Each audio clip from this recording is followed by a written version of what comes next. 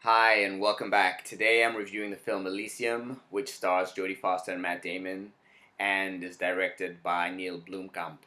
Those who don't know about the film is set in the year 2159, and it's set on Earth, where Earth's this horrible, overpopulated, polluted, diseased, not nice place to live.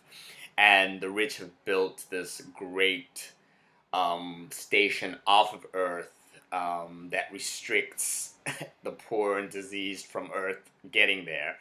And Matt Damon's main quest in the film is to get to Elysium to save himself. For those who are familiar with Neill Blomkamp, he directed the instant cult classic District 9, which was based on a short film, Alive in Joburg.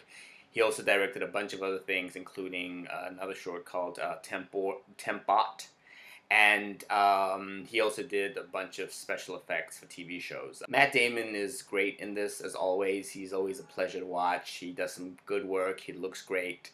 Jodie Foster is amazing as power-hungry, kind of evil Secretary of State in her custom-made Giorgio Armani suits. The film also stars Sharlto Copley, who was in District 9 and Alive in Joburg, and he's going to be in Neill Blomkamp's next film with Dev Patel. So there's obviously this symbiosis between the director and this actor.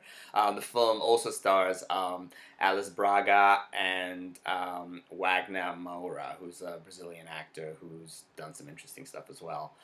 Um, like District 9 and his other films, this film tries to tackle some really big issues like immigration, wealth disparity, gated communities, equal access to healthcare, and I liked the way a lot of these ideas were presented. Hopefully, the audience that watches it is able to make the connections between the state of things as they are now and the state of things as they presented in the film.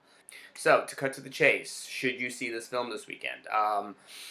It depends who you are and what your sensibilities are. I would say if you're a diehard indie person, not really big on explosions and body parts being blown up, I think you might want to sit this one out.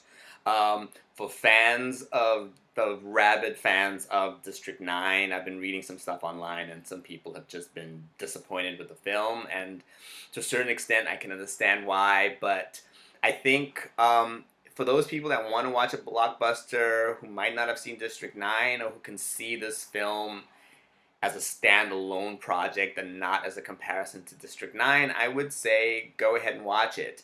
I think it hits all the right notes. It brings up some really important issues. The ending, you know.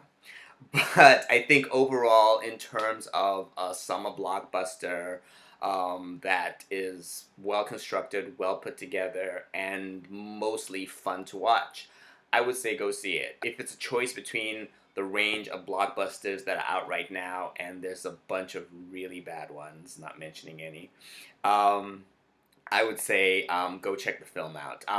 As I mentioned earlier, I'm really excited about this young director who's doing some really interesting stuff and who's fortunate enough to work on these really big budgets. And I'm curious to see the next film with Sharlto Copley and Dev Patel, which is in pre-production right now. And yeah, I'm excited to see what else he does. As a bonus, I'm actually, if you're watching this on my site, I'm going to include Alive in Joburg and Tempot, which are his two short films. So you can see a lot of the things that carry over, like his love of robots and exploding body parts and that stuff. But yeah, so that's my 2 cents for the film. If you disagree, let me know. Leave a comment on YouTube or on my site, or send me an email. Until next week, take care.